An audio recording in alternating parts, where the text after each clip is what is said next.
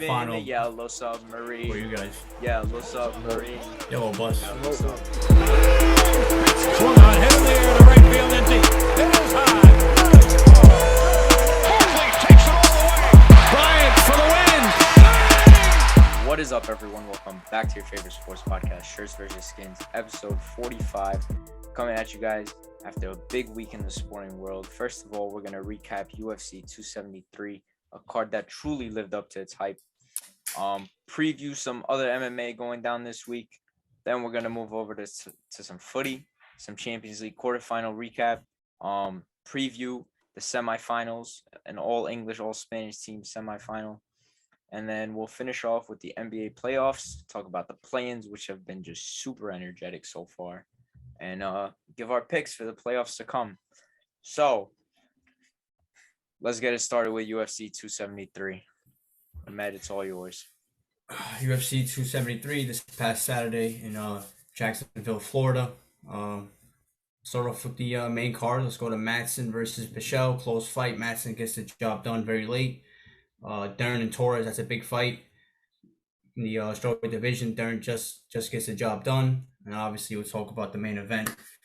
Volkanovski versus Zombie. Volkanovski, man, he just looked like 5 levels ahead of everybody in that division. Zombie, too old, too slow, got beat up bad. As a fan of Zombie, it was very hard to watch. But Volk, man, 24-1. 24-1, has never really lost. He's got one loss at welterweight. Yeah, he's a special fighter, man. And watching that, special. Like you bring it up very well, like just complete dominance on his end. I mean, you got to respect Korean Zombie too, holding his weight. Yeah, he was getting a beating. Like a beating, but obviously we know where the nickname Korean Zombie comes from. So yeah, I one mean, of the most flawless championship like performances of all time. Did you guys see the video where Volk was asking Korean Zombie? He was like, "Are you good? I are told you sure?" He said, "Are you sure?" I mean, are you sure you want more? Exactly. I don't want to steer too far from the fight, but I do think it's a conversation that needs to be had. Like, I wasn't able to watch that Sean O'Malley fight where he just dominated that dude, but like, does the UFC need to incorporate a way for the corners to throw in towels? Mid round. Sometimes they do. I mean, see, they can do it at the end fighter. of the round, but no, I'm like, I mean, like mid fight you're talking about, right? Yeah, like mid fight. Bro, because I'm not gonna lie, Korean Zombie throw in a towel. Hits. They can throw in a towel at any time, I think. No, they can't. Hey, I think so. No, we did our sports rules video where me and Tiku talked about it. They can't. They can only do it mid round. So that's why the ref is there. That's why the ref is, that's why the ref is there. No. You don't think it should have been stopped earlier? Oh, of course. Like after the third round, it's over. Yeah, but also I think Herb Dean did the right job. Herb Dean gets a lot of criticism. I think that was a great stoppage. Obviously, you can say a little bit late, but it was a great stoppage. But at the end of the day, it's up to the corner and the fighter. They have to be on the same page. And I do agree. Sometimes there needs to be an intervention that someone has to come in and say, "Oh, damn, but I don't think it's the UFC's job to do that. In my opinion, should be the corner." That's a good point. And also, you can't ask a fighter if he wants to keep like obviously. Yeah, they're always fighting. Majority of the especially time, with fans. Like of course you're gonna say yes. Of course, they're always gonna say yes. That's too much pressure. Up to the corner. Exactly. I agree. But yeah, I mean, that's how bad that fight is. Like we're talking about stoppages and stuff like that.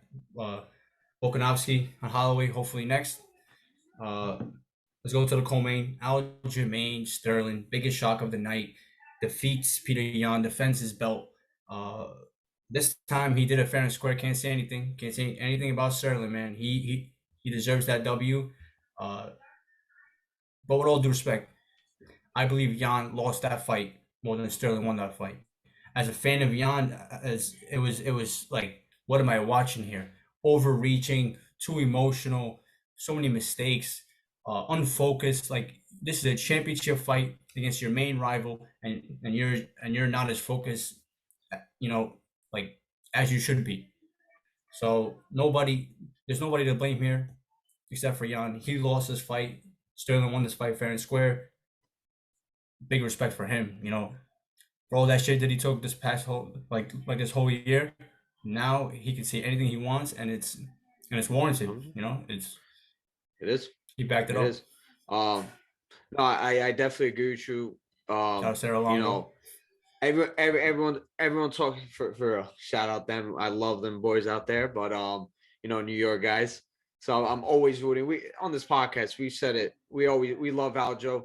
We had him winning we had him before the fight, winning the first fight. He did. But anyways, at the end of the day, man, I think everybody has some sort of hate against Aljo, even though I think it's so unwarranted. Like, what do you want him to do in that first fight? He got kneed in the head. Dog, that hurts. Let me see all these people that talk shit. Let's see them get knee in the head. You know what I mean? It doesn't hurt, but it's really not a stupid thing to do. If it wasn't for him acting and whatever, he doesn't get the second fight where he wins. Yes. Justifiably, you know what I mean? There's so much pay-per-view points, baby. Just being the champion opens up so many opportunities for you in terms of sponsorships, in terms of bigger fights like this young one for money, for a new contract. Like, dog, you want him to, let's just give up the belt. No, that's not gonna happen. This is like Ahmed says all the time, it's prize fighting. He's not gonna give up money because of the fans, And at the end of the day, Jan don't need him. But I don't want to talk about that because we literally had a whole conversation when the first fight happened. But in this fight now, I respect Aljo. People talked about, first of all, not every close fight is a robbery. This is something that I've been seeing a lot in the MMA community. But that's just trolls. That's just trolls. It's so annoying. Like, literally, this fight, round one determines that fight, and even then, it's really hard to give either one of them that round. You know what I mean? So not everything's a robbery, but obviously people have a bias against Aljo because of the way he handled himself in the first fight, that they don't like him. Let me just say one thing about Aljo.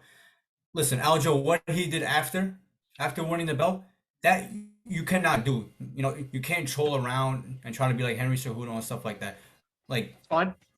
I get it. Personally, that's not for me. However, that's fine. Like when Cejudo, Henry Cejudo, Triple C, baby, respect him. When Henry Cejudo retired, right? All the real fans knew the two best in the world right now, and the like two most deserving were Sterling and Corey Sandhagen. Jan fought Faber and all the fucking fucking Jimmy Rivera and stuff like that. Sterling beat everybody. He deserves to be champion. Yes, after the fight, whatever he did, that's not cool. But now he backed it up. You cannot say anything about Aljo Sterling, bro. He's your champion, fair and square. Deal with it. Human backpack, man. What the fuck did I say, bro? Like Hasudo. Henry Cejudo? Hasudo. Triple C. Something like that. That's mad. No, but the point I was trying to get before about Aljo is like, dog, people, it's annoying that they say there's robbery talk here and there, but don't give Aljo the credit to being 10 times the fighter that he was in the first fight. He was so much better, more composed, more cool, calm, and collective. Like, he learned about his mistakes from his first fight, because you can clearly see it. We said it. Yo, he was too, nervous, too rushing it. Like, it was like his first championship fight. He wanted to get a big finish, but this fight, he was so much cool, calm. He had a strategy. He had a game plan. He went on with it, and it was a close fight. Could have went either way. Like I said, round one really decided. I don't think it's a robbery. I don't really mind. I get 100%. That's definitely a fight you have to look at it again. But from what I seen from the eye test, even statistically, I looked at the stats. Dog, like, he was there. Like, in the rounds that he won, let's say 2 and 3 were clearly his. 4 or 5 were clearly on. Round one, it's so hard to give either one of them. It could have been easily a draw. Like me, I'm a person. I like draws in MMA. I like draw. I know they don't like to do it. In my opinion, that fight could easily be a draw. Yeah. Can easily be a draw, in my opinion. Especially if that round 2 or 3 was 10-8. Yeah. So that's what I thought was gonna happen. I don't me really too. mind Aljo winning. I'm happy Aljo winning. I love Aljo. I get the whole thing about, how he acted, but you said it yourself. Like, Jan was fighting with anger and he was like very emotional that fight. Clearly, Aljo's shit talking and his antics before the fight got into his head to some point. I think Jan just had no respect for him.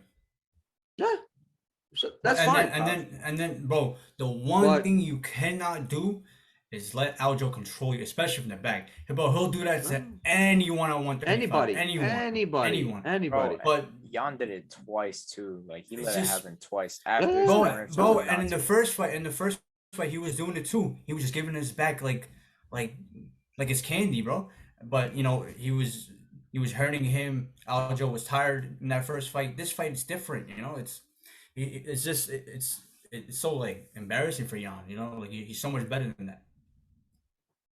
But yeah, 100%. I agree. For someone that we give his praises to, it wasn't really a great fight for him. It really wasn't. And listen, he could be right now the champion right now.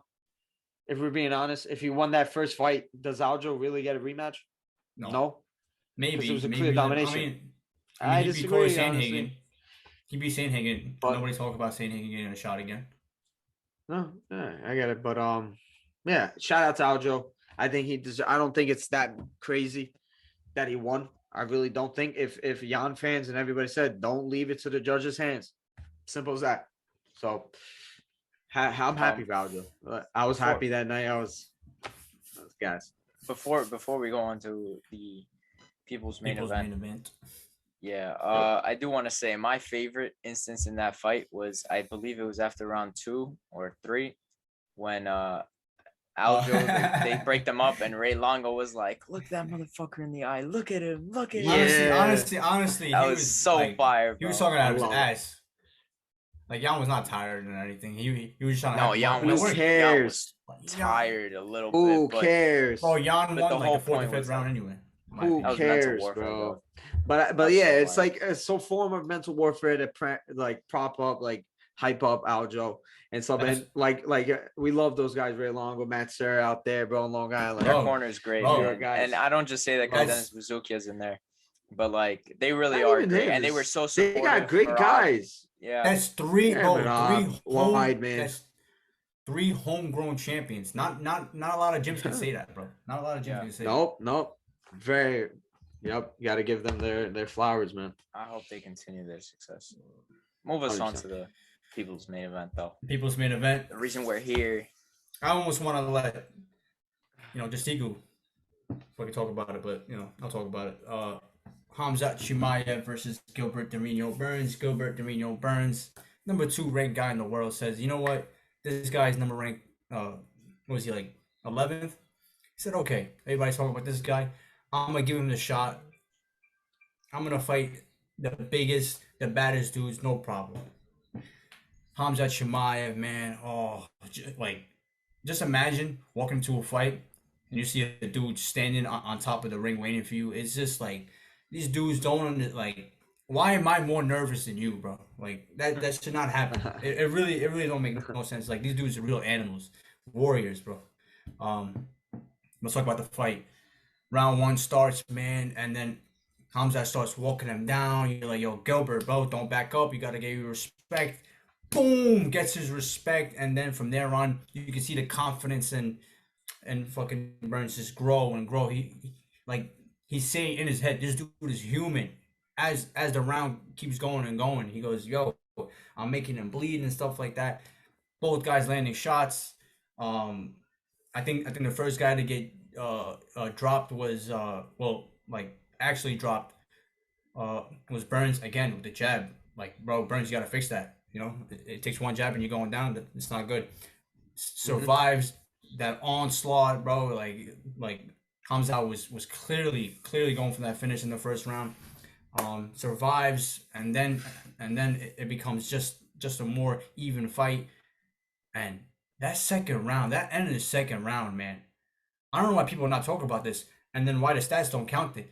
Khamzat Chimaev was dropped and almost out cold, bro. Gilbert Durinho Burns caught him, boom, with the right hook, or maybe with overhand coming in, and you could see Khamzat's leg go out, Also, Mm-mm. He didn't Burns, get bro. dropped. Burns. He didn't get dropped. Yeah, Run it bro. back. I'm telling you, bro. He got shoved. No, He no, got no, no, shoved. no, no. I'm telling you. I think that's Unless we're another talking about two instance. different Bro. incidents. I'm telling you. I watched it like slow motion, like 35 times, bro. He got dropped. His legs literally started going out. I'm telling you. Okay.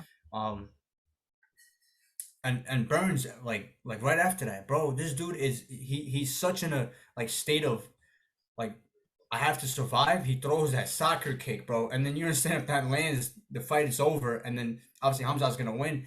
Like but he just doesn't care. He's like, just get this dude away from me, bro.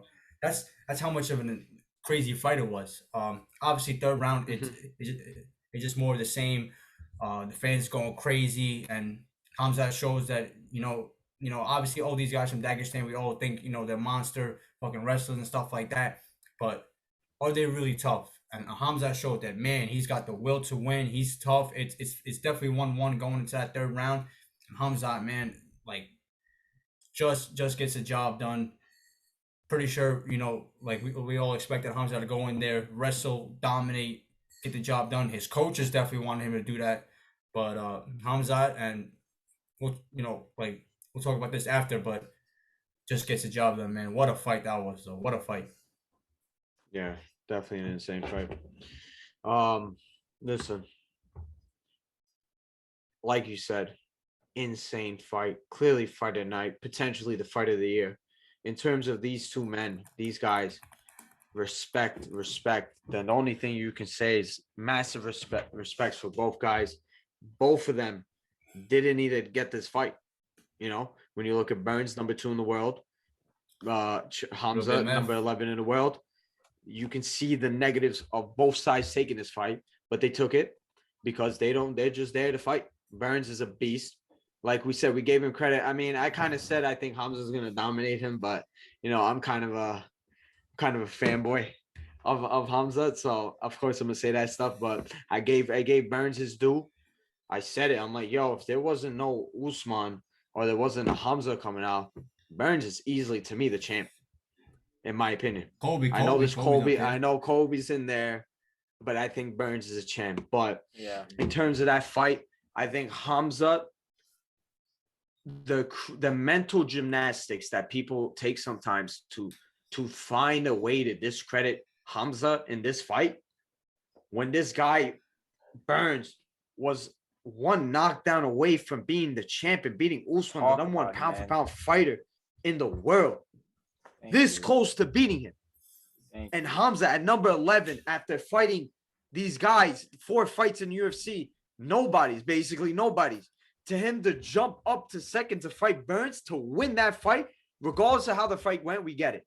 Hamza got the most damage he ever had in his whole career at that fight right there. We get that. You could say his strategy himself, because clearly, like Ahmed, you said, the coaches were literally yelling at him like, what are you doing? What are you doing? Follow the game plan. Take him down. Use a jab. Well, I was doing that. I was screaming at my TV telling him. Same. Oh, my God, bro. The emotions for me, that fight were insane. When he knocked him down with the jab, for when he got knocked down, I'm like, oh, my God, what are you doing? Which is fine, because you need stuff like that.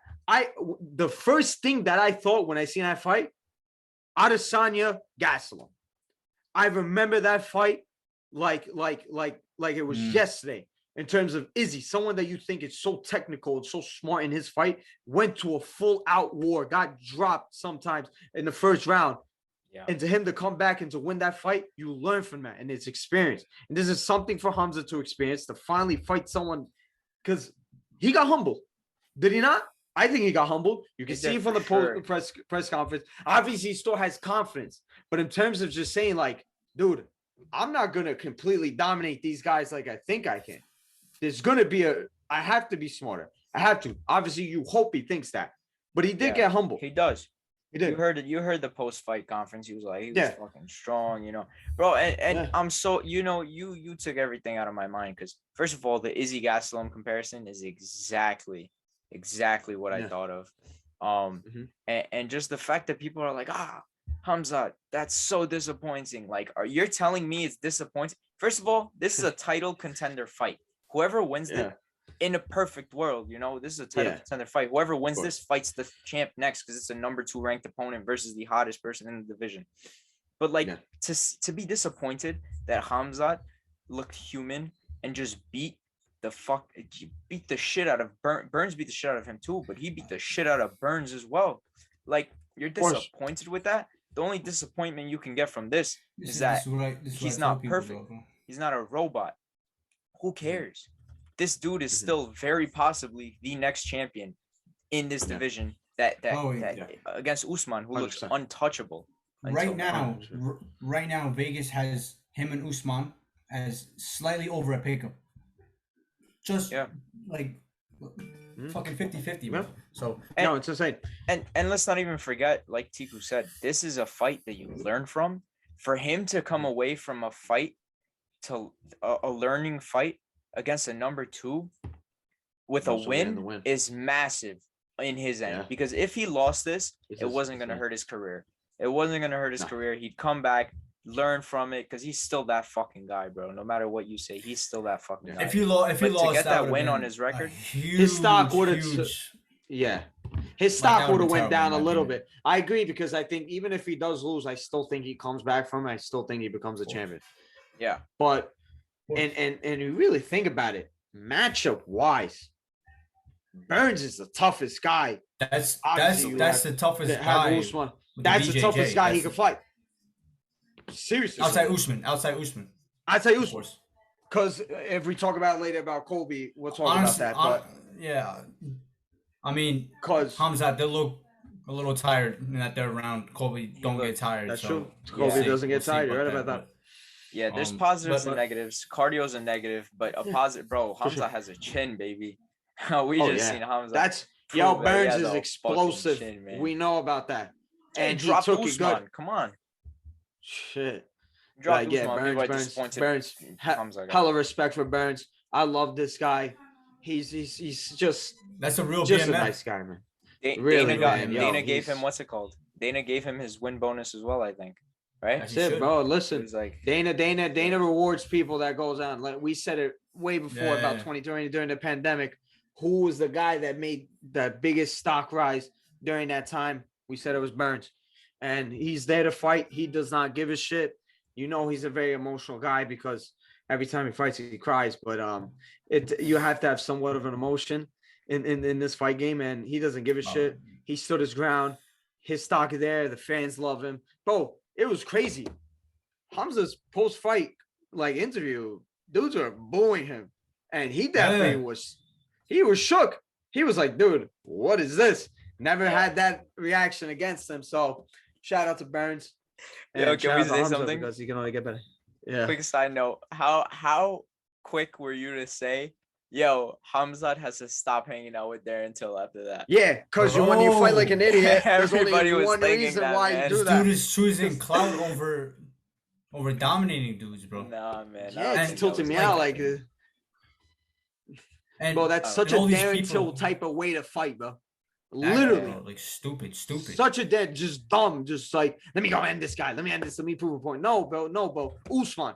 Oh my God, how many times do we give Usman his praise for being smart, calculated, championship mentality? Does what he needs to do to win, not to be this, that, not to do all these freaking TikToks, fucking UFC embedded and bullshit like that, bro. Like, dude, forget about that thing. You're there to win. You're there to dominate. You're there to be the best in that division. So, man. It was a great fight. I enjoyed it. Entertainment-wise, it was great. Came in out to win. Khamzat, that's my guy. I still love him. Got the win. It was kind of nervy, but we got the win, though, still. So we go. We move. We smash next. Perfect. I'm not going to say anything.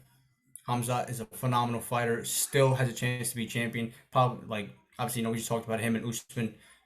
Fucking 50-50 at this point right now. Nobody talk about this man right here. Nobody. Oof. Understand? Nobody say anything? Leave him alone. Okay? Move on. Out of the combo, Thank you. This is, yo, don't it's get me crazy, started. Ahmed, we say it all the time, bro. Don't get me started. You have guys You compare him to this guy, and Joe Rogan, nowhere near. As Hamza is coming out, says what I always say. Well, I mean, like to be fair, I did get it from Joe Rogan, right? But he said about Hamza, right? To be uncommon amongst uncommon men. This dude in a sport where it's all about violence is the most feared. That's Khabib Nurmagomedov. He put fear in all your favorite fighters. They were all feared him. He made them look like me, bro. Again, levels to this game. Levels. Respect and will for Hamza, That's why Charles Oliveira, all these guys, even Islam Makhachev. Khabib has proved himself. Do not talk about him. Don't touch him, bro. Leave him alone. Different. That's why we say it all the time. That's the best ever right there, bro. Khabib's the best ever. You're never gonna see something like that. Always people would have no respect for Khabib, bro. No respect. It's all good. No respect. Talk. They talk. All they do is talk, bro. But we know the truth. You mess up their favorite fighters. I would be mad too. It's all good. It's fine. As we move on, UFC 273 was a phenomenal card. Obviously, this weekend we got a nice card. Bilal Muhammad versus Vicente Luque. That's gonna be a hell of a main event. Obviously, in Bellator, AJ McKee versus Pitbull 2. And I think Vadim Nekmanov versus Corey Anderson for the light heavyweight belt. So Bellator, shout out to them. They got 2 big time fights. And then for obviously as just fans of the sport, we are spoiled this weekend. Listen, I'm not gonna go out and say anything because I'm not I'm not really invested that much in Bellator. Obviously, I know Pitbull is one of the best in the world at that weight class. I know he's a very talented. AJ McKee already put him away. Put him down. So yeah, they're fighting now again. And then obviously, we talk about Volkanovski. AJ McKee also is 145, and he's been talking about coming to the UFC undefeated. Yeah. AJ McKee. Yeah, so 18. What a name that would be. 18-0. He's tough. Obviously, like you said, I gave the praises to Pitbull. This guy AJ McKee came in and beat him, so he's a tough guy. Corey Anderson, we know what he stopped the hype train of Johnny Walker. He went to Bellator. He's gonna fight now. Aaron Pico, the LeBron James of MMA, if you remember. That's Brandon Schaub. Brandon Schaub was saying that. Pico, bro. Aaron Pico, he's still young, still talented. He's still young, so he's someone that I'm keeping an eye on to see if he can reach it. But 25 years old, it's insane. Like, he still be a top guy, still top talent. Has one fight. He still is he on a win? I think he's on a win streak now, right? Maybe five, back-to-back. 4 fights. I think maybe, 4 fights now since he lost. Since his back-to-back losses. So he's someone to keep an eye on. And shout out to Bellator. At least they're doing something. Oh. At least they're doing something, because there's not many that can even come close to the UFC in terms of fighters, in terms of entertainment, in terms of competitiveness. So it's definitely a good card. I might have to check that out. I might have to check it out. Let's shift from combat sports to some footy. Talk about some Champions League quarterfinals. Ahmed, heartbreak, but we won't get to that right away because me and you can't. Yeah, definitely. Yeah, listen, definitely not a great couple weeks for Ahmed in football. Oh, I think all that shit talking is coming back to you, bro. I'm the most humble dude out of all you. What? Yeah, right. Okay. Good one, bro. Anytime someone mentions Bayern Munich, it's like. It's because I feel the disrespect, bro. Respect the best team in the world. Yeah. Okay. It's fine though. We'll get to it. Let's get out the fixtures that, like, Liverpool versus Benfica. It was close. We talked about it, bro. Benfica, embarrassing, bro. Liverpool might have the most Mickey Mouse trip to the fucking Champions League finals I've ever seen. But I feel like this is. It's not their fault, but you can't ignore it. No. I mean, if they beat Man City or whoever in the final, it don't really matter. Yeah, if they win, it doesn't really matter. But I will say this, and I believe I've said it before: Villarreal are a team to watch. I think I mentioned Villarreal being a fucking team to watch alongside Ajax, and you guys did us laugh. But Yeah. Unai Emery knows how to get results with the side, man. He does it somehow. Some odd They're reason. they're a decent team. I don't think they're that good. Champions League semifinals material. But listen, man, if you don't keep your eye out on the little though, you're gonna get bit. So That's the way. Oh yeah. What about City versus Atletico? What happened, bro? At the end there, I didn't even get to watch it today. I heard I didn't full really watch the WrestleMania fight. Part 2. Yeah, The fight. WWE, You didn't get to watch the fight? I seen that on Twitter. They were saying like Vince McMahon's coming down, running down, trying to like organize something. But listen, we know about Atletico Madrid, right? I mean, this is like a regular day in the office. Like they're gonna get you tight. They're gonna do a little shithousery. You know, Diego Simeone is like one of the biggest trolls in football, if we're being honest. So I'm not really surprised. But the way the match went, I mean, 0-0. I mean, listen, I said it last week. City getting that goal throws Atletico off their game. Plain and simple. They have to come out. They can't sit back because you're down. And that's not what Atletico wants to do. And once you get sucked into how Atletico plays, it's tough to beat that. We seen it against Manchester United when they played Manchester United. They got the goal, and it was very difficult to break them down. So, the credit to City. I think Atletico had some chances. They just didn't capitalize. So, but that's the game. This is football. That's usually what happens. But obviously, the ending of that game was very, very entertaining. I love seeing fights in football. I don't know why, but like little big stupid shit. Like I think Savage was grabbing Grealish's hair, and it's just like Grealish is a bitch, it's just so stupid. Join City. Listen, don't even get me started on those City players, bro. They're soft. English players in general are soft. Like why didn't Atletico do this to United, bro? Probably because we're pussies and we fucking lost straight up. But I would love for them to have done it to us, and just to see the players for once show a little heart, bro. Just for once. Bro, we have no fight in that team, bro. If we're being honest. But that's why I wish, bro. But I feel like it's not just England, man. I think it's just overall soccer has drifted from that aggressive, like, you know, respecting, like overall, like, you know, guys that fought for something. Like let's just say like the guy like Gattuso or like Vidic or just guys like that would just like, you cannot, Roy Keane, stuff like that. But you could say for the better, because I mean the way Roy Keane gest mad at like just the simplest thing, it's like, bro, relax. But just having some sort of respect and like teams like Atletico would not get away with what they do if it was like 10 years ago or even 20 years ago. So yeah, it is what it is. It is what it is. It's a mentality thing. I think there's been a big shift in mentality in football. Matt, do you have any comment on City versus Atletico? No, I mean it was a crazy game. I think that first goal was obviously key, like he said. Both teams had their chances today. You know, that's it. What can you do? Atletico, you know, like they just need one goal, but even that one they couldn't get. So what are you gonna do?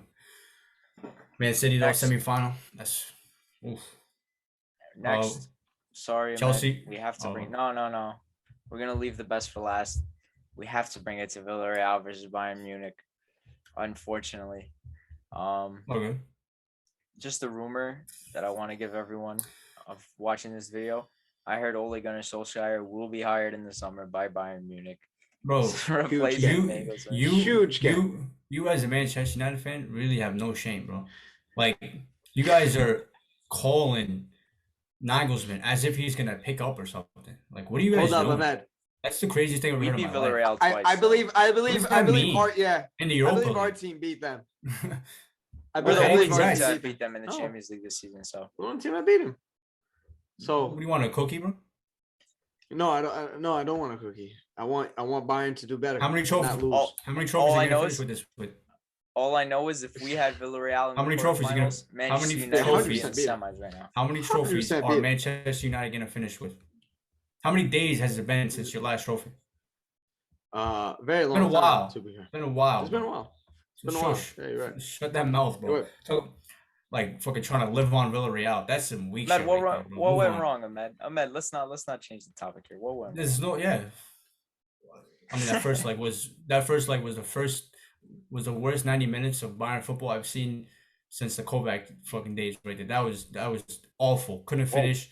But honestly, it's not really surprising because if you watch them past 2 months, month and a half, they haven't like it's just not good enough. Defense. It's like 2 or 3 passes and you're in. Who do you think is to blame? Because we're hearing Nagelsmann, we're hearing maybe the players. Okay. All right. Like fucking Nagelsmann. How can you blame this? First of all, it's his first year. He's not going anywhere. All these people are out of their mind. He's not going anywhere. Are you crazy? This is his job for the next couple of years, in my opinion. But in my opinion, like we all haven't been healthy all at the same time. Like I think in December, Kimmich is out for like 2 months, but we still have Goretzka. We still have fucking Sané and Gnabry. Then Gnabry goes down, and then we don't have Coleman. So like we all have to be healthy for a long time to start building chemistry and learn his plans, like his style. Because all these guys, obviously, it's still close to Hansi Flick, but it's not the same thing. But honestly, bro, we got outcoached. We got what's the word? Like bullied. Honestly, in my opinion, bullied by these guys. It's embarrassing. It really is. Like all the respect in the world to fucking Villarreal. But this team should not even, like, if we take our chances, they don't even sniff us, bro. So we have nobody to blame but ourselves. Yeah.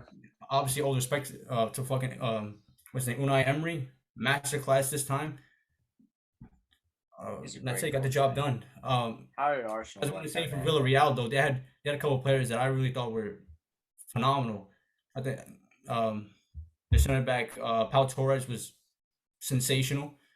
Their CDM, I think his name is Capu, just exactly what they needed. He bossed that midfield for them, and then obviously, and like they just know how to defend as a team, and then they're fighting for this. Like they wanted a more, that's the hard part to say. They wanted it more than us, and for Bayern Munich, like that's not good enough. That's hard to swallow. Villarreal, man. It's crazy because you're saying this, and this is like normal life for Manchester United. I would like you to say this is normal for us. So you see this little pain that you have in you right now watching this embarrassment. This happens for United like for some reason. I know. Really. Exactly, but that's why our standards are so high that we have to match them, and then even if we fall off a little bit, there's like, I mean, like there's people fucking Bayern legends out of nowhere coming out, and now they're talking about Nagelsmann and talking about fucking Lewandowski. He wants to leave to Barcelona. All this it's a lot of shit going on, but like this is all gonna go away, and Bayern Munich, they're gonna work at their fucking ass off. I mean, bro, this is a team that lost the Champions League in their home last minute on fucking penalties, and then the next fucking year they come back and win the treble. Yeah, like, we'll definitely see what Bayern's all about. So like this is exactly what we needed. Obviously, it's so like, especially when you talk about the semifinal, how we're the one team that didn't fucking held up our bargain. It's embarrassing. It really is. But it's only gonna get us fucking better. So yeah, you would hope so. I mean, obviously, someone like Nagelsmann, I still think he's a good coach. I think he's a really good coach. I think obviously his style of play. Yeah, obviously his style needs some time taking, especially when you have to transition from Hansi Flick. Like we do, we give him his praises. Like he's there with like the Klopps or the Peps. Even though you can think they're better, but Hansi's in that area. So it's always going to be difficult for a team to transition from that. So, but anyways, you can't help but think this is a huge disappointment and like a stain on Nagelsmann's like aura around him, because obviously the people that are in football, bro, they rated this guy as the next golden guy, young. You guys know me. You guys know me, right? I'm taking Bayern over any team. But they're great teams. He's lucky. He is lucky as hell that we're not playing Liverpool or someone right now, because at this stage right now, it would be embarrassing for us, bro. Like it just fine. like the chemistry is not there. Like with his system, it's not there yet. Yeah. So yeah. So, but I still think he has a good future. Obviously, this is very disappointing for him. So you have to be realistic in that sense, and give him some blame. I'm not gonna go out and overreact, because I feel like in football nowadays, people overreact to everything. So, and it's tough for Bayern. I think the talent, even that you said about the chemistry and the players not playing together, they still have talent to beat Real though. Like, can we be? Let's be honest. They still should have won. They should have won. Villarreal, that sounds good, but no excuse. No excuse. You have to be Villarreal. No excuse. No excuse. So that's all I'm saying, and it's tough. It's tough, and I'm not going to troll you.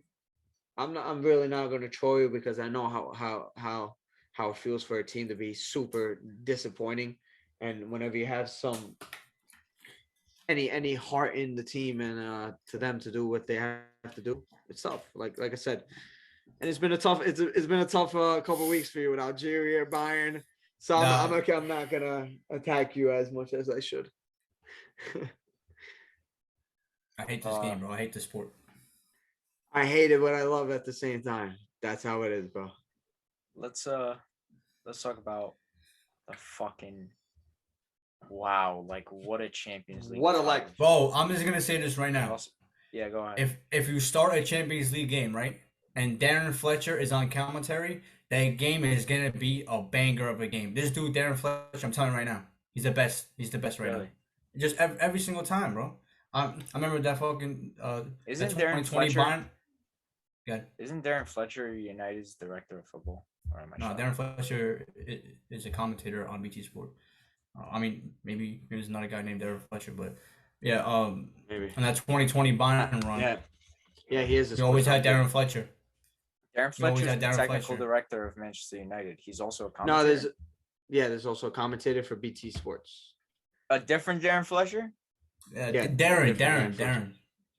No, that's the same name. Darren. Like, yeah, they're both Darren. Yeah, Which is funny. Yeah, so once I heard him, I knew this game was gonna be wild, and it was. Like banger. Yeah. Yo, no, I get it. Listen, Chelsea versus Real Madrid. I mean, first leg, fucking Karim Benzema is deadass the leader in the Ballon d'Or rankings right now. If you think otherwise, I don't know what to tell you. He is. Wake up. I think. Listen, in terms of being the best player in the world, I think Mbappe and guys like that, even Mo Salah, but Ballon d'Or, like right now, Ballon d'Or, it's his solution right now. Bro, and I want to say, back then, I used to measure people's knowledge on football based on where they like rank Benzema, like for years.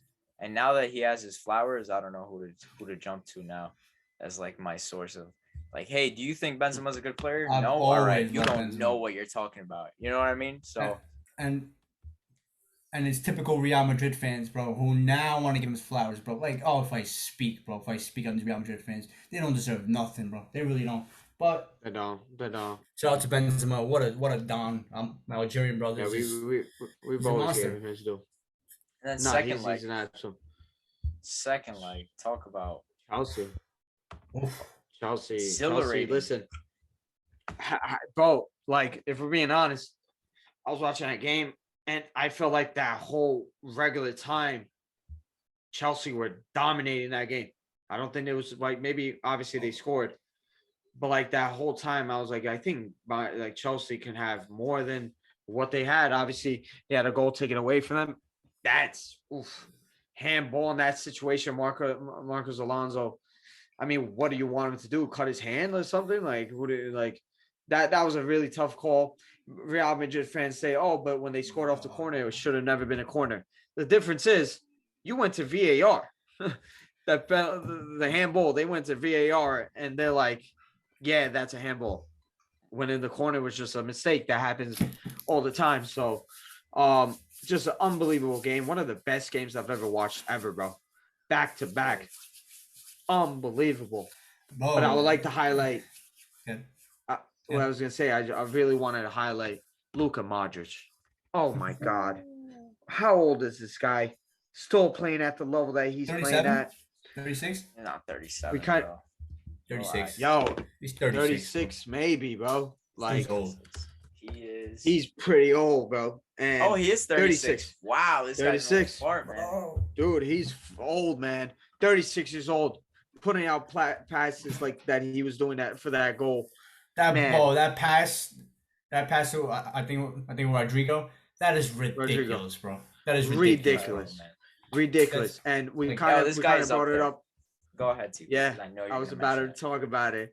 We kind of brought it up in the group chat, and we said, "Yo, top 5 all time." I don't think so. Like, relax. Don't say yes. I think there's a lot of people that get over. Dude, his resume's up there with the best of them, and if not better than some of the guys that are typically in the top 5. Guy won 3 straight Champions League and a Ballon d'Or in a matter of 4 years, bro. So obviously he's phenomenal, one of the all-time greats. But in my opinion, in a World Cup final, when I think of the greatest midfielders in the world, guys like Iniesta, guys like Zidane, all due respect in the world, they're just in a different category than Luka Modric. That's fine. That's fine. They could be in a different, because obviously he's definitely one of the best. We do believe it. This generation. But I'm saying top 5. And we kind of brought up that I think the English midfielders that everyone likes to overrate. Yeah, I think Luka's better than. Clarify. We're talking about Lampard and Gerrard, not Scholes. Lampard, Gerrard. No, I'm not gonna say Scholes. Listen, I'm never gonna say Scholes. I don't give a shit. I understand we got 2 Manchester United fans here, but Frank Lampard and fucking Steven Gerrard were both better than Paul Scholes. Me as a neutral. Absolutely not. We're not. I'm not even gonna entertain you. Like, that's absolutely fine. Not. Like, you have an issue, bro. Go get yourself checked out, because like there's not a person on the planet. Real ballers. There's not a person on the planet.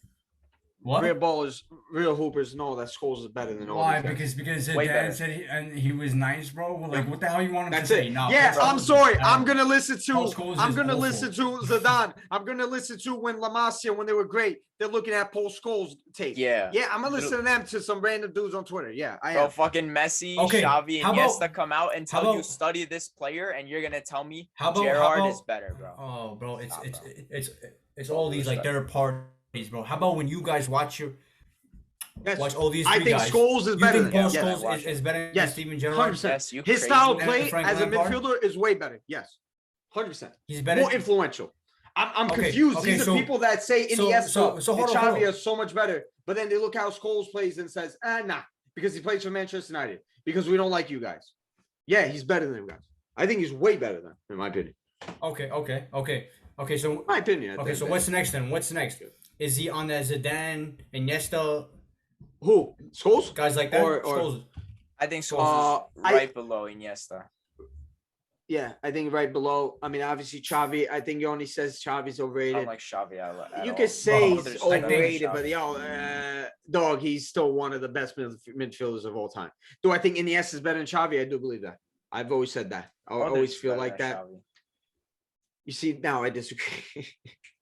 I disagree. I think when you talk about that, I think easily Luka Modric. You think Paul Scholes is better than Iniesta?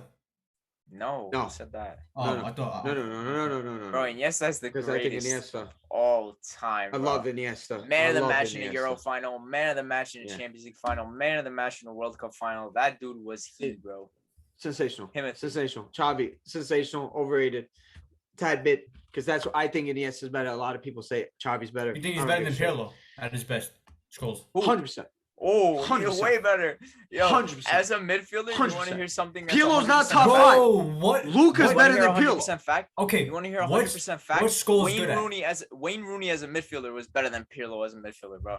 That's a fact. This is when. Okay, listen. That's 100% a fact. I'm agreeing with you the whole time. What?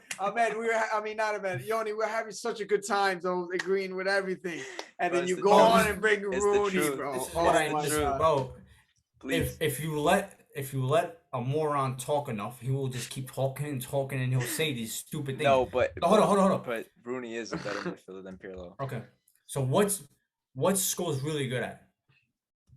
Passing, he was great. Defensively, he was pretty fucking good at getting back. No, he was pretty good at getting back. Terrible defender. He wasn't a Makalele. He wasn't a fucking first-rate defender. Yeah, you needed someone to support him defensively, but as a center mid, bro. If you stick him in for Xavi, in that midfield of Busquets, Iniesta, and let's say you put in Scholes.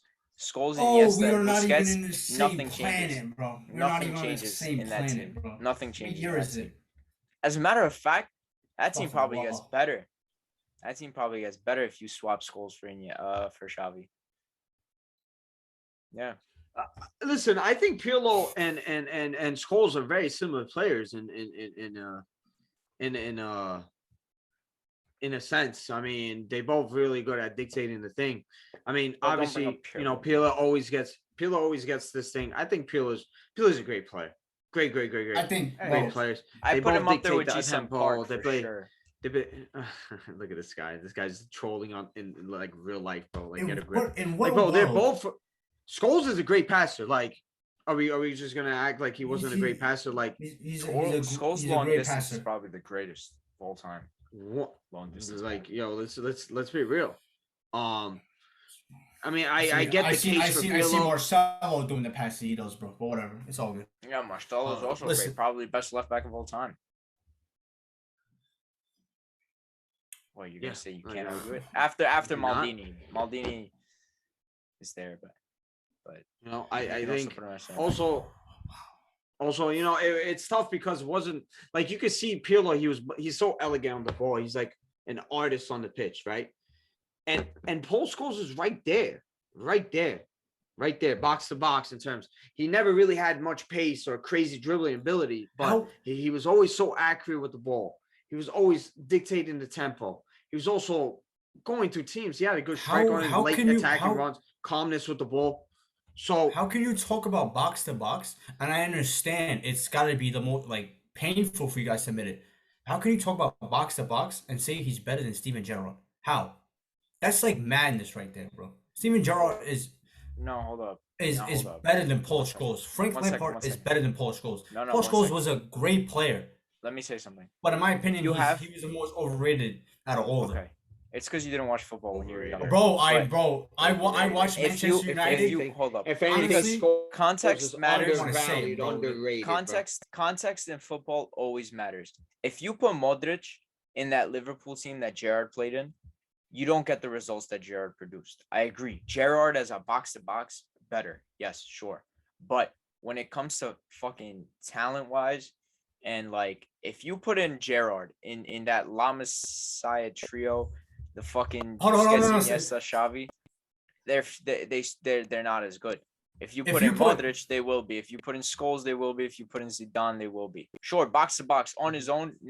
Probably no one touches Gerrard defensively, offensively. No one has that type of skill set that Gerrard had. I'll admit it. I don't care. When I was little, I fucking loved that guy as much as I did Rooney for some reason. But as a midfielder, if you get all I need is one Michael Carrick, and then Gerrard's out of the way for me. Put in Scholes, Modric, easily over Gerrard. First of all, you talk about context, right? Right? Yeah. Who played with the better players? It's not even a discussion, bro. Who's the best midfielder that the fucking Steven Gerrard played with? Who? Xabi Alonso, right? That's my opinion, right? Who's the best? Who's the best that, bro? Like in terms of options.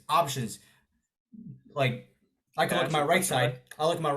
I got Giggs on my left side. I have Ronaldo, and then in the middle I have Beckham. It's ridiculous, bro. Ridiculous. I get the point you're trying to get at. Let me ask you a question. I have Roy Keane. That England team. Midfield.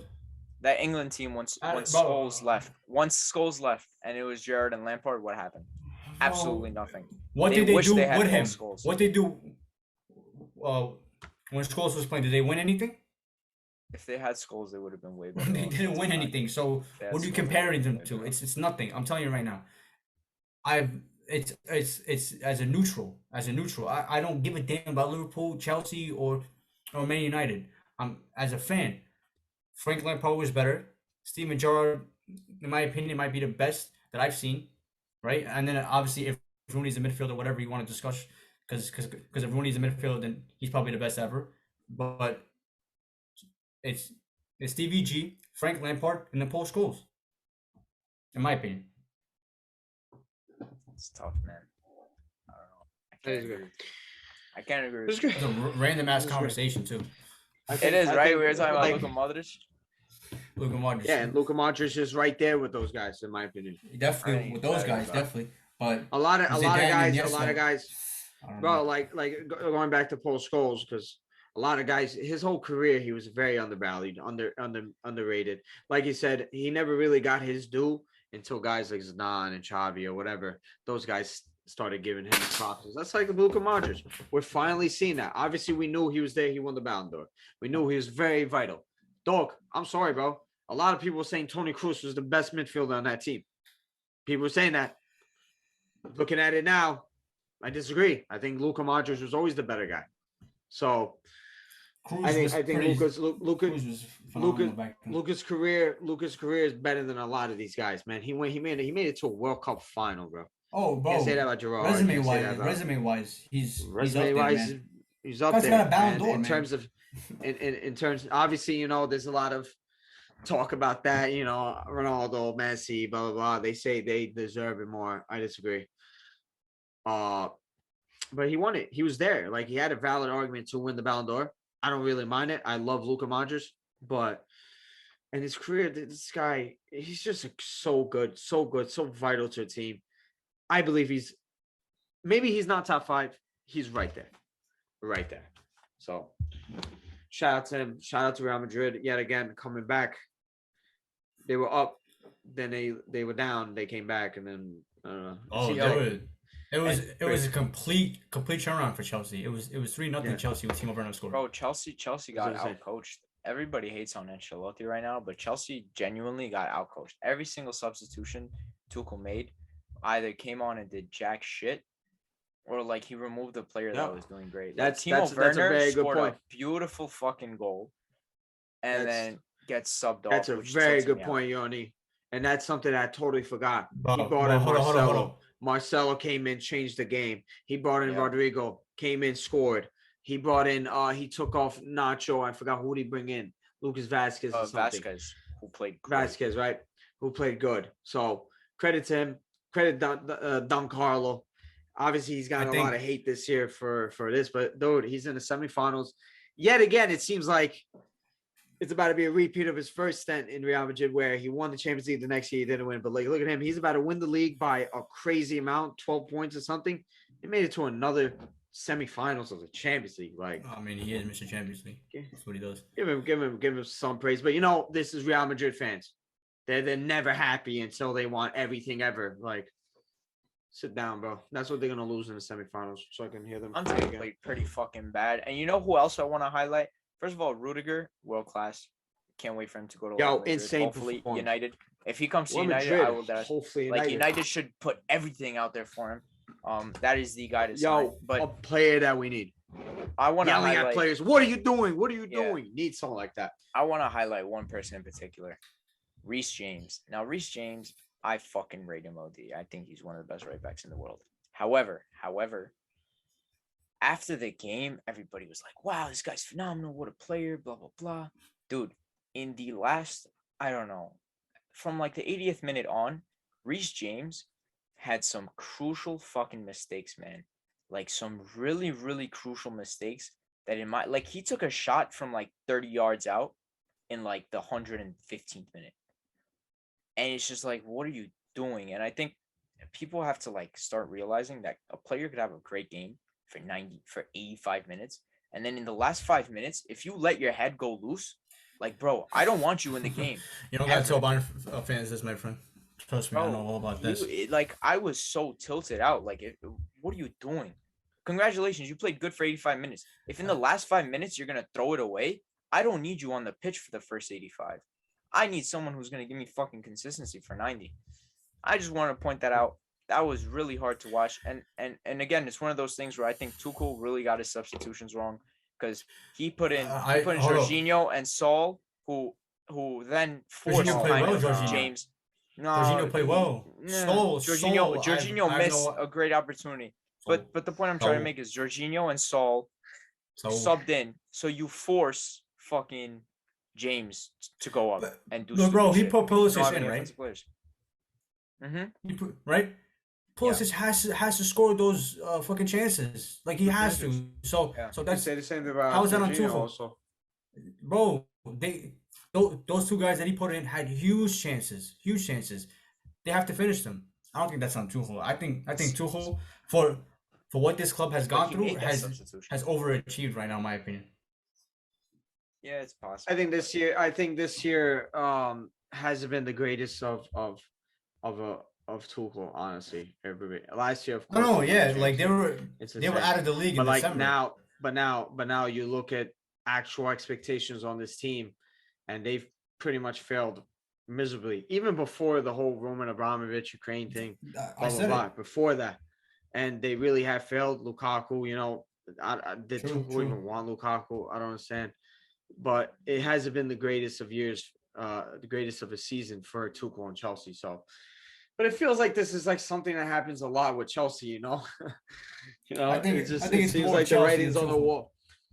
I think the I think writing's it's on more the wall. Chelsea and Tuchel.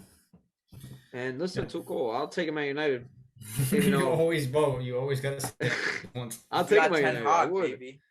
Fuck. But we got Ten Hag, and that's something that we really haven't really touched upon. But we'll wait until it's official. Yeah.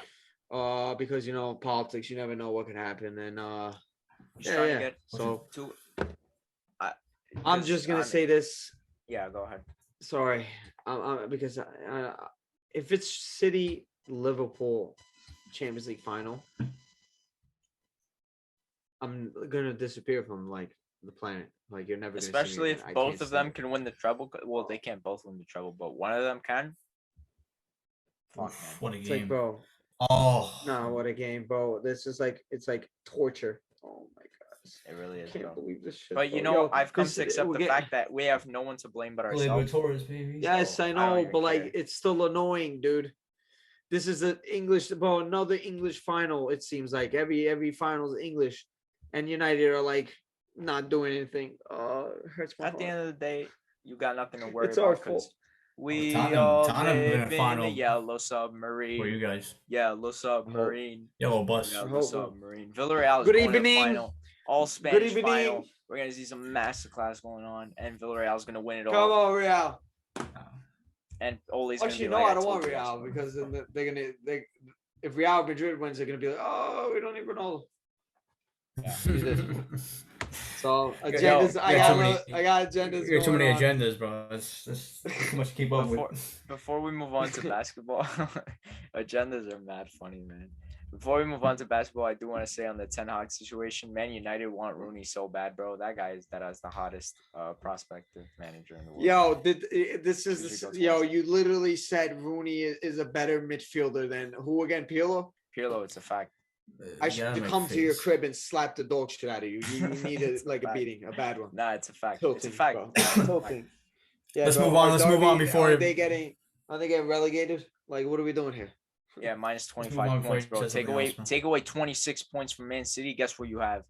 Fucking 17th. Not place. relegation. Like third, bro. Definitely They'll not. finish third. Definitely. Bro, okay, but let's talk about the fact that he started the season with 9 senior players. He's ending the season with 1 left on his team. One single senior player left on his team on contract. Are you serious? Like the situation he's in, you might as well just fucking dissolve the club, bro. As of right now, are they going down? Because they're going, bro. They're done. It was last week I checked. Yeah, it's over. See you later. Their next game is Fulham, bro. I don't think it's Bye, Rooney. possible. Bye, Rooney. Have a good one. Bye, Rooney. Say bye, Rooney, all you want. He's gonna be United's best manager ever. I'll respect him if he does. Okay. Let's move on to the NBA. Tiku, what's all yours? Well, teams. 100%. Some teams. No, bro, I got one.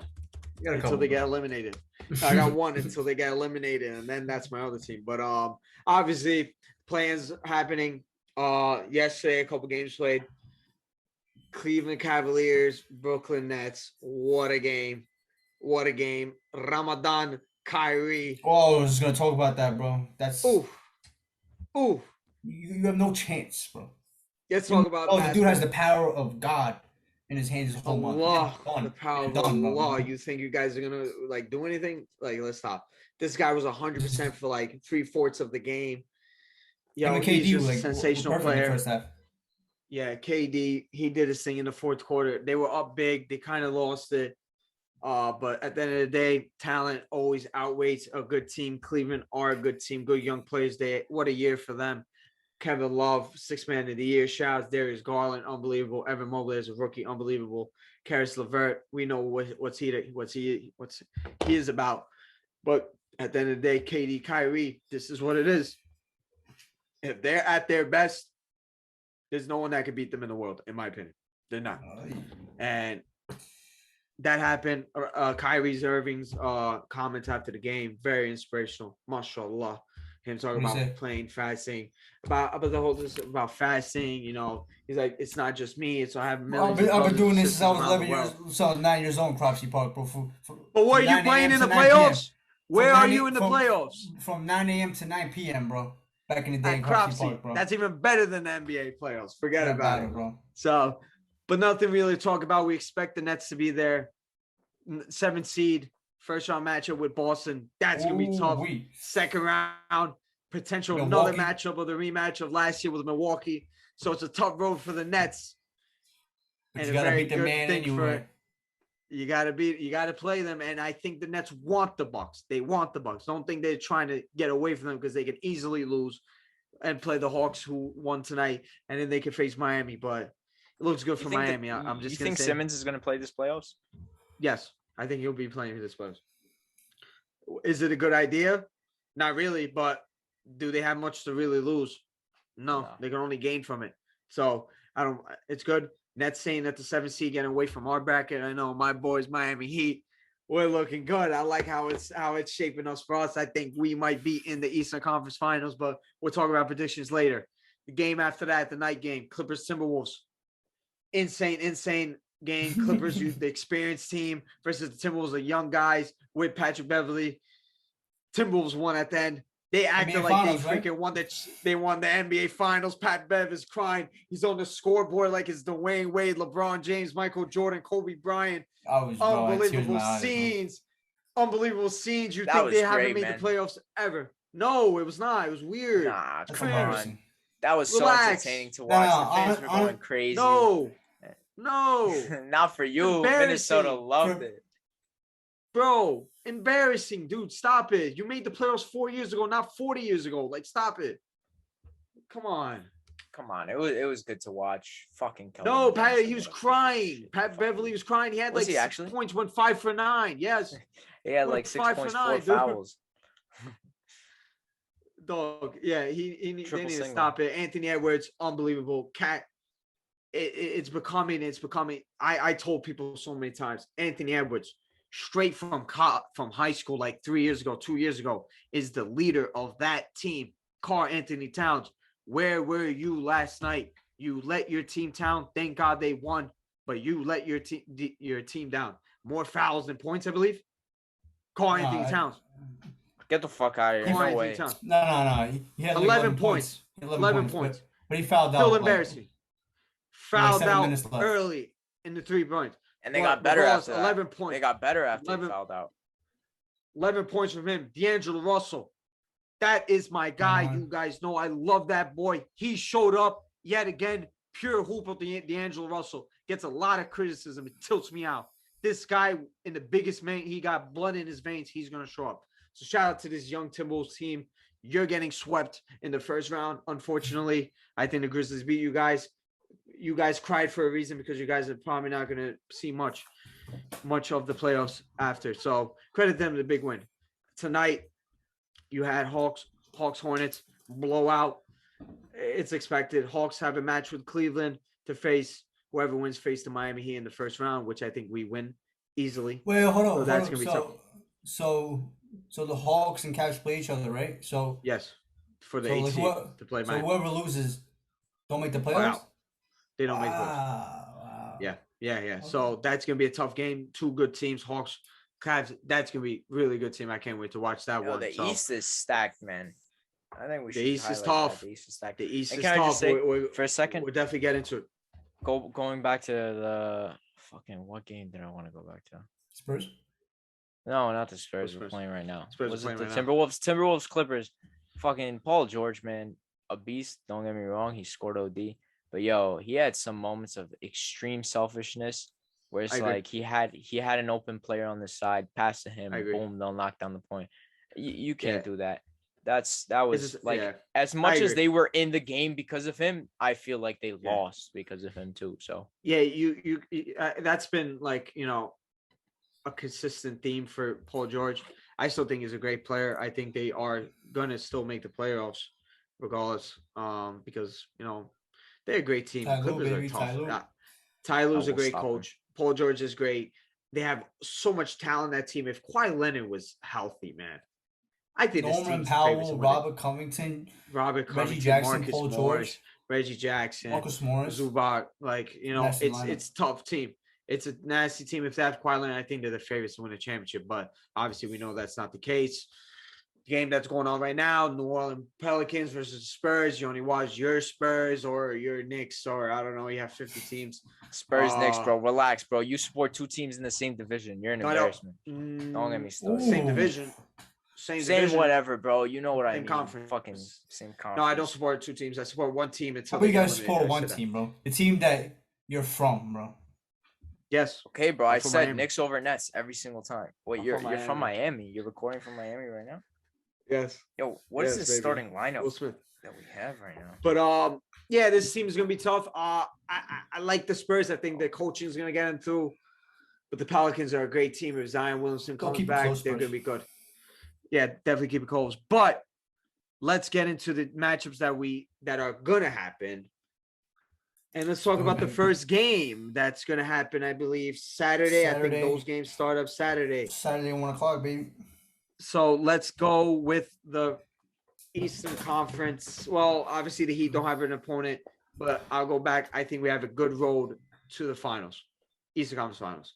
I think it's a very easy road, in my opinion. I think they will be, regardless of who wins between the Hawks and Cavs, I think we go to the finals. But let's go with Celtics Nets. Thoughts about this series? What do you guys think? Celtics Nets. I'm gonna go with the Nets to win. I think Robert Williams is actually a huge deal. Like Celtics are like the better team here. They play defense. I think since All-Star break since the All-Star break they lost like 6 games or something. So yeah, I mean, ridiculous thing. But I think Robert Williams is a huge loss, and like whatever fucking Brown and Tatum are gonna do, Kyrie and KD are just gonna match that, if not more. Yeah. So as long as like the Nets play some sort of defense, I could see the Nets winning this in 6, probably 7 games though. It's gonna be tough. It's gonna be tough because I was gonna say Nets in 7, and I think, I mean, you said Ben Simmons coming back might be not so good for them. I think they need that, especially to reach a final. But no, I'm saying like in theory, this team right now is not good enough. Someone that hasn't. The Nets. I disagree. But it's fine. We'll talk about that. Wait, what'd you say? What'd you say, Ahmed? This team right now is not good enough at all. But they might beat the Celtics because of without Robert Williams. But if they play the Bucks like this, oh my goodness, bro, the Bucks can eat them up. I think Celtics definitely I cannot see the Nets winning in less than 7 without Ben Simmons right now. Even though the Celtics are missing a very important player. Oof. I don't know about that. Going back to your Ben Simmons thing, I think in theory, for someone that hasn't played basketball in however long, to push him into a playoff series, it's kind of a bad idea. But you never know. They really don't. You never know. So I don't know. I disagree with you guys. I think the Celtics are a good team. Robert Williams, like you said, not having him is freaking unbelievable, especially against his net team. You need someone like that. But especially with the switches, I think the switch is going to be mismatch. I'm sorry, bro. I think, like you said, KD, Kyrie basically neutralizes Jason Tatum and Jaylen Brown. Outside of that, the Celtics, who else does the Celtics have that's going to do something? Because I can see a guy like Patty Mills. I see Bruce Brown have a good game for them. I can see who's this guy? Steph Curry play good if he's healthy. Ben Simmons potentially coming back. I'm sorry, bro. I disagree. I think this can end. Don't sleep on guys like Derek White and that kid Pritchard. With Smart off the bench, good, man. You know, that's 3 other guys. Plus Al Horford is no scrub. You know, I just think the Nets have more better than that. But like that, I think it could go either two ways. I think it could go Nets dominating them, maybe finishing in 5. Maybe Jason Tatum gets 1 game, or it can go to 7. 5. So yeah, I could definitely see Tatum, that. and Tatum Sorry, bro. loves If playing KD and against Kyrie are Brooklyn. locked in, I get it. Obviously, last year they didn't have Tatum and ended in 5, but I don't know. There's something different about KD and Kyrie this year. I think they're locked Kyrie's in. on a mission. That's what I think not Kyrie. 100%. I think they're locked in, and we'll see about the second round matchup. We'll talk about that later. So, but talking about the team that potentially could face the Nets, the Bucks and the Bulls. Thoughts about this? I have a very simple. I think this might be a sweep. I By the think Bucks. By the Bucks? I think by the Bucks. Bucks. I think Bucks in 5, 6. 5. I used to be a fan of the 4. Bulls, but 5. The it's not Bulls happening. have not shown all year that they can be good teams, and Yeah. especially against the team that they're the Bucks with the potential best player in the world. I think Yeah. A championship team, the reigning teams. I'm sorry, the Bulls might get really embarrassed. And don't Bad. forget Bears bad. playoff DeRozan. So Playoff the Frozen, and also Zach LaVine is in horrible form. And Lonzo's out. So I mean, I think this year was a big step up for them. Next year is when they all come back healthy and probably try to move forward. But this year, Bucks Even take then- them out. Even then, I think, I this might be a really bad, like a smash. Next year, I really do. next year, if they acquire one more guy, one more like power forward, small forward, they're right there, bro. I think they I definitely think Patrick need Williams to center. coming back too. The kid Williams coming back, that's huge for them. But again, I don't really like that. it's not enough. Giannis is gonna just cook whoever's in there. They got no presence. This is. Can I is a say big, something? I literally just thought of this. Major side note. The NBA to make teams want to actually try for the play-ins instead of This is embarrassing called? plan. I hate that, bro. no, but to make teams want to do the play-ins instead of what was that shit called when you do complete shit so you could get a good pick? Tanking instead of tanking. Tanking. They should count, like, if you lose the play-in match, let's say you're the 10-9 seed, they should count that loss towards like getting you a higher draft pick. Well, I mean, like, if the Cavs lose to the Hawks, like they're gonna be lower than them, obviously, No But I'm saying, risk. like, for example, I'll give you the Spurs, right? The Spurs are pretty high in like the first pick odds because we have a pretty shit record. Like, our record is worse than the Knicks, I think, and we're in the I play-ins. know. I think as an incentive, that's the word, to get teams to try to hit the play-ins and like give it a real purpose. If you lose, the loss counts to like an extra loss in the season towards your odds, and then you get a higher chance of getting the number 1 pick. That's definitely interesting. But again, definitely if it's close between like the playing teams or the teams that are outside of the playing, or that it's interesting. But you definitely have to see how the season unfolds, because let's just say you make it in the play-ins, but the 11th seed team is like 5 games below. It's not really doing much. Yeah, it's not gonna make a big difference. In a league where half the teams make the playoffs, bro, just make the playoffs. If you don't make the playoffs, then you're a bad team anyway. So it's it's embarrassing that we got to keep just. I don't mind all this these playing reasons. thing, All these but, like, reasons. I hate it. I can't stand it. Terrible. You know why they do that. You know why they do that. But let's get into the last matchup of the Eastern Conference, at least. 76ers Raptors. Interesting. Very interesting. I'll let you guys go first, and then I'll give my take on this. It depends, bro. If James Harden shows up, I like Philly here in 6. I think Philly match up well with them. But James Harden has to show up because I don't trust Tobias Harris. I don't trust anybody else. And Embiid, I know he's gonna give me my 30 and 15, but everybody else has to show up, and like they'll be fine. Like the Raptors, like they've been playing phenomenal. I think of the past month, they've been the best team in the whole league. But I mean, like they go deep. They got like 6 or 7 guys that can actually play. But if James Harden shows up, you got 2 top 5 players in the NBA. So there's no excuse there. So if James Harden shows up, I'll take Philly. The Raptors are a team that I actually have completely forgotten exists this season, but still, I agree. I'm gonna agree with him, Ed. If James Harden shows up, Joel Embiid, obviously he's the whole reliable. 76ers should be going through. Nick Nurse is gonna make James Harden show up because like he's gonna shut down Embiid or put everybody on Embiid, and then obviously fucking Harden and Harris and all these guys have to show up, Maxey, guys like that, and obviously no Thibault. That's terrible. Like that's like 2 games right there, or 4 games could be. So already off to a bad start. You guys said a couple things that I say. I believe the Toronto Raptors will upset the Sixers in the first round.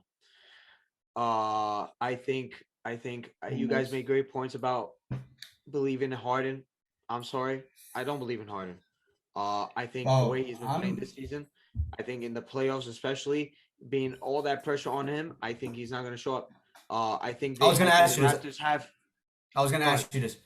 What happened to James Harden, bro? Because last year he played the best basketball of any player in the league. He was phenomenal, bro. I don't know. I think that injury, what was it? The hamstring. His leg, hamstring, right? It was. Yeah. That fucked him up. That fucked him up bad, bro. Yeah, hamstrings are nothing to play around with. Because he came into shape, fucking camp out of shape, and then from there on he's been trying to find himself. Yeah. And then, bro, like, I don't know, bro. You see, this is not. Listen, you can have that Harden. Oh my God! When you have KD and Kyrie in front of him, real live reactions of him. That was a replay. I thought Zion just stormed the court and dunked. And he said he's going to the Knicks. I'm at his reaction live. But talk about Harden in that sense. Yeah, I think you can have that Harden when you have KD and Kyrie in front of you. When you're on the Sixers, you're the second option. You're a big option. You're going to have the ball a lot. I don't think he's going to show up. I think the Raptors, Nick Nurse is a great head coach. He knows he's going to throw bodies at Embiid. Embiid's going to still get his regardless because Embiid is just that dominant.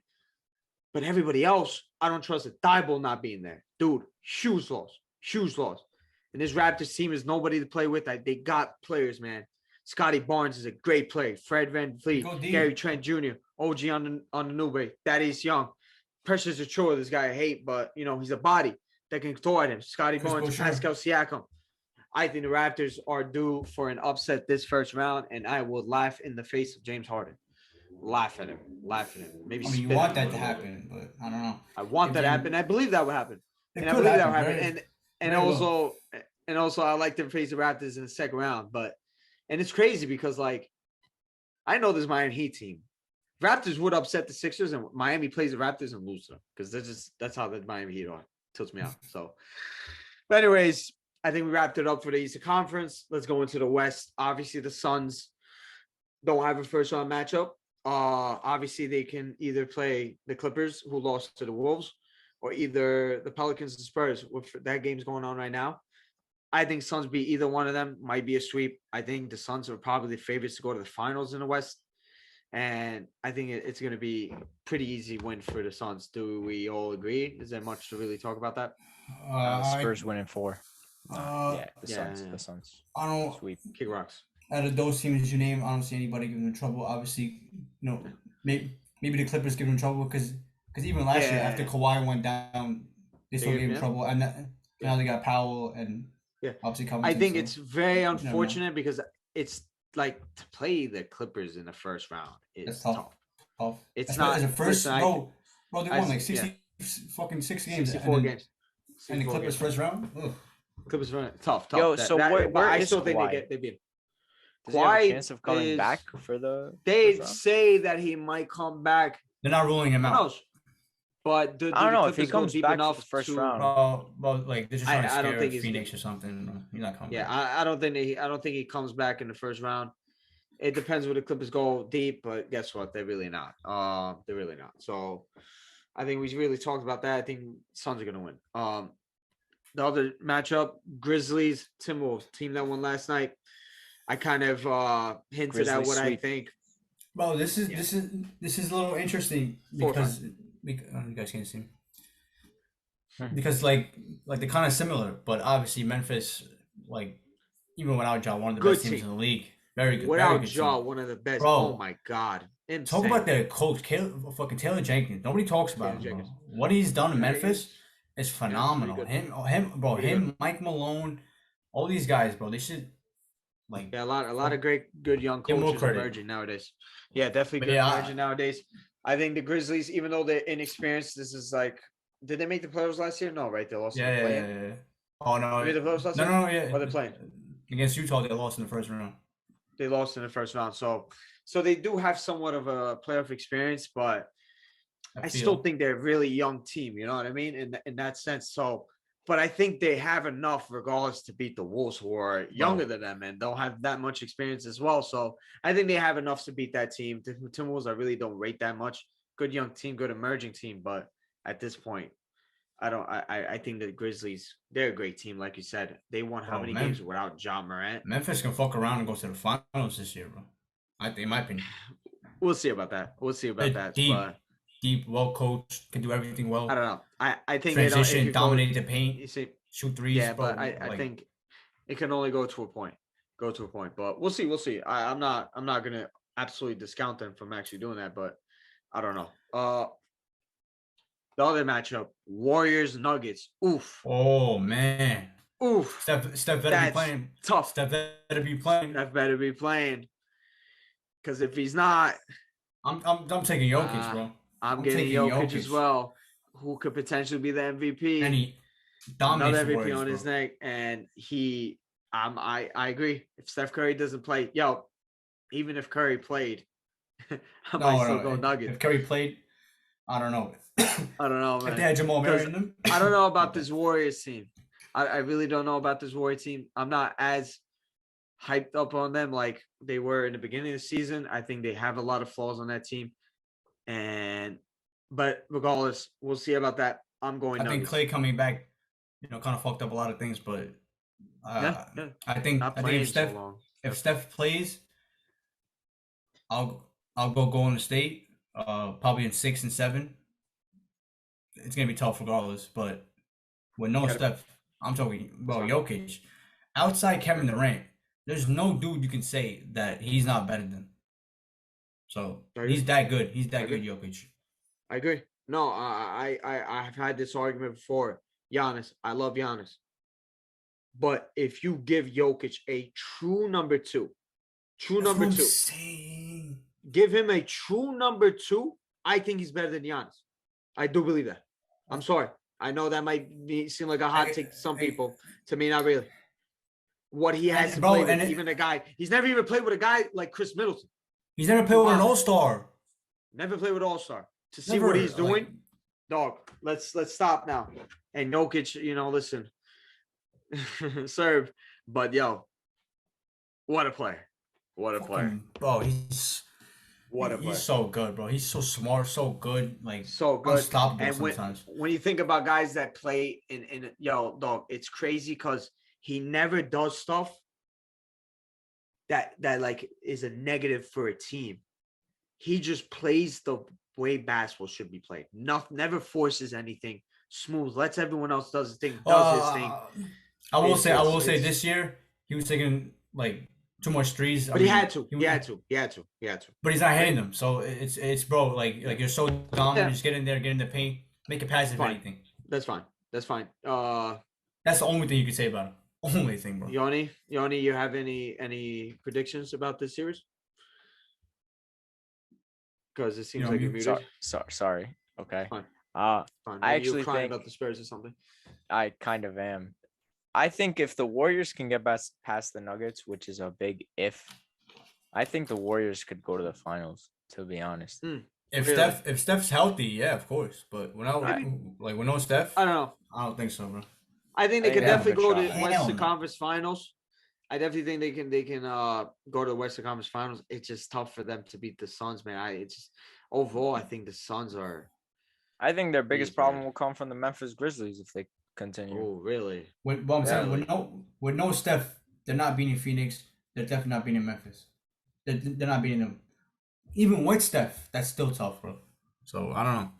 I think with Steph, they run through the Suns somehow. If an experience, I think we all agree. Really? If Steph plays, then we take the Warriors. If no Steph, then obviously Jokic gets the job done here. Yeah. I agree on that. So last matchup. This one is. Go ahead. I feel bad. This is tough. Dallas, right? Yeah, Mavericks Jazz is the last thing. I believe the Dallas Mavericks will win this series, and will be the start of the beginning of the Utah Jazz finally blowing it all up. I think that's going to be the result of the series. Donovan Mitchell, Rudy Gobert, whatever happens to them, we don't know. But I think this is if they lose this series, you have to blow it up. You have to, in my opinion. Oh, for sure. Well, I was gonna say, well, I felt like every other week I was watching Utah versus Dallas. So now they're in the playoffs. It's kind of funny, but I think Dallas, if Luka's playing, are my dark horse, bro. Like they are defensively, bro. I don't know how we have Maxi Kleber fucking playing center, but they are a good defensive team with Luka. After KP, they just put up the stats on the Spurs New Orleans game. They're the leaders in opposition points. So how? That's crazy. When you look at the team, okay, Dorian Finney-Smith, guys like that, okay, they're good defenders, but Luka, he's not a good defender. Like Maxi Kleber, like okay, like he can switch on guys, but he's a small center and he's not very strong. So the fact that they're a good defensive team is crazy. But bro, if Luka's healthy, and we know what Luka does in the playoffs, bro, this obviously it's all on the Clippers, but still sensational. Dude's 38 game easy. So I think if Luka plays and he's healthy, looking at a dark horse team right there, and I do think that. Like they obviously beat Utah in the first round if Luka's healthy. Yes, I agree. Luka Doncic, what a great player, potential top 5 player at his age right now. It's unbelievable. We know what he's going to do. He's going to show up, has been showing up in the playoffs for the last couple of years that he's been into it. I think they will win. Obviously, this is a different Dallas Mavericks teams after that KP trade. I don't know. Some respect to Jason Kidd as well. Jason Kidd, I was about to say that he deserves a lot of respect, even though I kind of had my doubts about him. But and also, Ahmed, I know you don't want to hear this, but Spencer Dinwiddie, but that's why he got to the team. That's why I bring up Jason Kidd because Jason Kidd, bro, he takes guys like Spencer Dinwiddie, guys like Jalen Brunson, and then Jason Kidd. People don't understand, one of the smartest basketball players to ever live, ever. I agree. So now I agree. He's good. Dinwiddie has to learn from this guy. Obviously, he'll be way better than. Washington. I definitely agree. Obviously, overall, Jason Kidd's like coaching career, he went through a lot of growing pains with the Nets, with had a good track record with the Bucks. With the Bucks, good. We could say good. And obviously, what you said about one of the smartest players and being a coach, you would think the same thing about Steve Nash. That's what boggles my mind about Steve Nash. Literally one of the, if not the smartest point guard to ever play ever. Being such a bad head coach is really, really, really tilts me out. So, but yeah, credit to Spencer Dinwiddie, my guy. I know you have a little beef with him. I know we have more views. I fucking love Dinwiddie because he is like the first fucking really big time person to like respond to one of our posts. So I love that guy, man. So, and it was like I always like Dinwiddie. Charlie, we're having fun a little bit, but I always loved Dinwiddie when he was on the Nets. He was a big player for us. Obviously, his stint at the Wizards was pretty tough because he doesn't really care. But the way he's been playing since he's going, I think he's been like 16 points a game, almost 50% from the field. His 3-point percentage went up by 9%. So he's playing on a great. He's so much better on that team now. And obviously getting rid of KP, somebody that you can say is a huge negative on defense, which is insane because, everyone had that props about, oh, look at KP blocks people. Ooh, we are crazy. But yeah, I think Dallas wins the first round and going to be tough scenes for the Jazz. They're going to have to answer a lot of questions this offseason, especially Donovan Mitchell, who we're hearing a little rumors about the cracks showing his relationship with Gobert. You can even see it on the court. This guy Gobert is 1-on-1 with a small guy mismatch. Donovan Mitchell doesn't want to pass him the ball. We'll see what happens with Donovan Mitchell. Ahmed, I know you're gonna like this one, but I'll take him in Miami. I know as a Knicks fan, baby. I know as a Knicks fan, you take him in New York. We know he's a huge Mets fan. I think raised in bro. His dad I think played for the Mets. I think he's like raised in New York as well. So Definitely a lot of Mitchell. Donovan Mitchell, somebody I think is the closest player to Dwayne Wade in this league. We'll see. We'll see. But any before we wrap up, any predictions, any hot takes, anything crazy you guys have for hot takes? Brooklyn don't make it to the Eastern Conference Finals. It's not really a hot take, it's because like the two best fucking teams in the West, but I think either Phoenix or Memphis make it to the finals this year. One or two. Yoni? I will for once. This is not a hot take at all, but I will for once criticize the team that I support. The San Antonio Spurs are fucking ass cheeks, bro. That's all I have. That is a hot take because you never like that. You never say something like that. You like a week ago, I would exactly a week ago I would have said they're gonna sweep the Suns in the first round. So that's fine. I kind of alluded to it, but bro, my Miami Heat will be going to the NBA Finals. That's my hot take. I mean, yeah, if it's a hot take, then yeah, it's very hot because my goodness, like, well, I was gonna say about the Spurs, bro. The Spurs, bro, like the fact that you're even the play-in, it's just because the Lakers were so bad. Like the Spurs are not a playoff team at all. They're not. They're a good team that's gonna fucking like almost cover the spread. But technically, which is very annoying. They're not really a playoff team. I mean, they're not a playoff team at all. I know, but they're not even like a playing caliber team in my opinion. Lakers are just so bad and so embarrassing that they gave up that spot.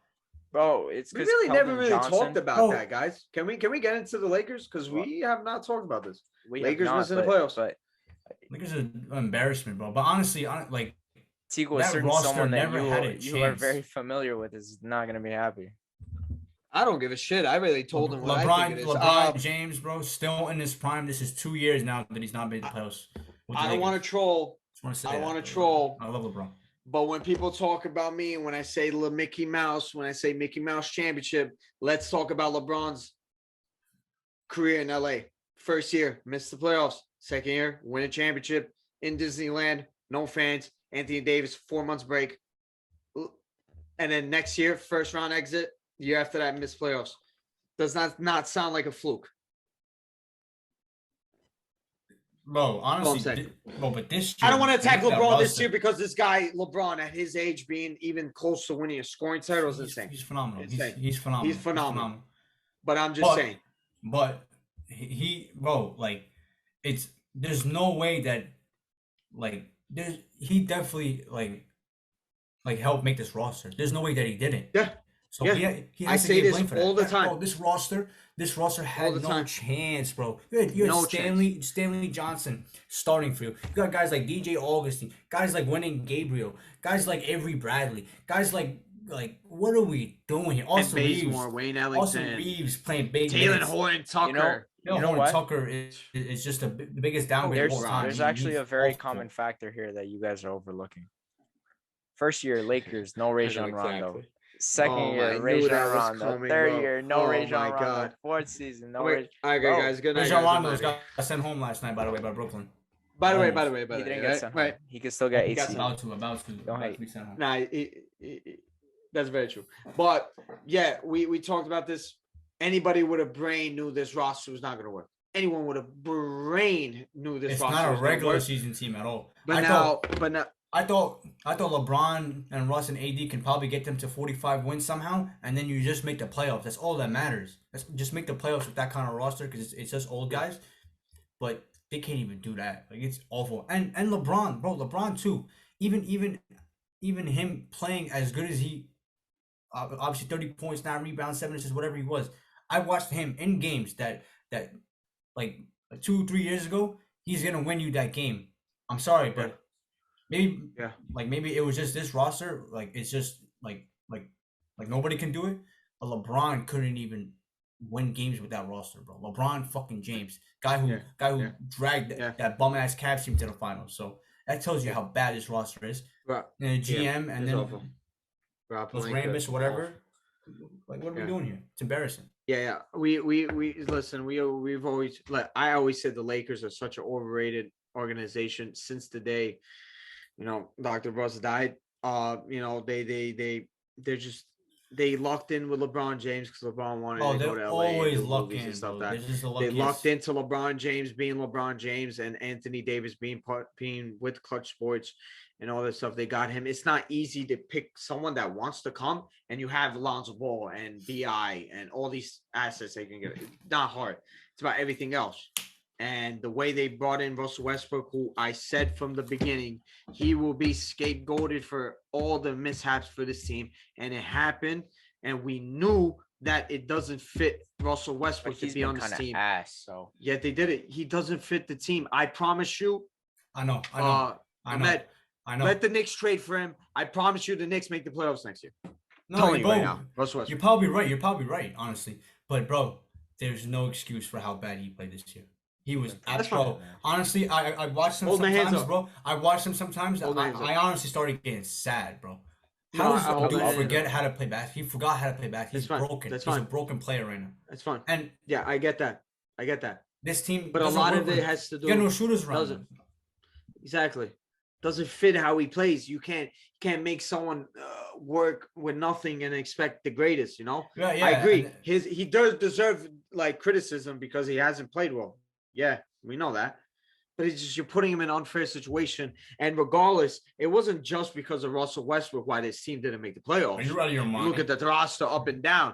But now Russell Westbrook will be scapegoated for all that. And like I said, anybody with a brain knew this team was never going to work. And Russell Westbrook was going to be scapegoated. So we'll see. If I'm LeBron James, no funny shit. I'm really looking at my options now this offseason. You never know. Maybe you can get a reunion and come back home. Come back home, LeBron. It's always like Pat Riley said, the keys under the mat. The only place that makes sense is the Warriors. That's the only place that makes sense. You stay in LA because he's not leaving fucking Los Angeles. Not right now. Not right now. And also, sorry, but Golden State is still California. Yeah, sorry to cut you off. I apologize. Not just LeBron James. If I'm Anthony Davis, I'm thinking about my future as well. Who cares? You're looking at this team. You're looking at the age. You're looking at LeBron James. Right, listen, a lot of people don't deserve it, but they did it. Look at Ben Simmons. If I'm Anthony Davis, maybe another reunion.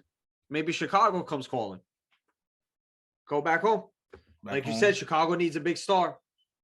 Vucevic and a first round pick and some picks. I mean, obviously, Lakers probably say no at first, but you keep adding those picks and keep adding some pieces. Just saying. Why not? I'm just saying. Makes sense. I'm just saying. Vucevic is awful. Not that guy. Awful for that team, guys. Definitely not that team. So I think we'll see. We'll see. I think that covers pretty much everything we wanted to hit for this episode. Hope you guys enjoyed. We love the fucking viewership going up on the videos recently. That last video was great numbers. So we're building up, man. We're coming back, dudes. So yeah. Love you guys. Thank you guys for everything. We'll see you guys next time. Peace.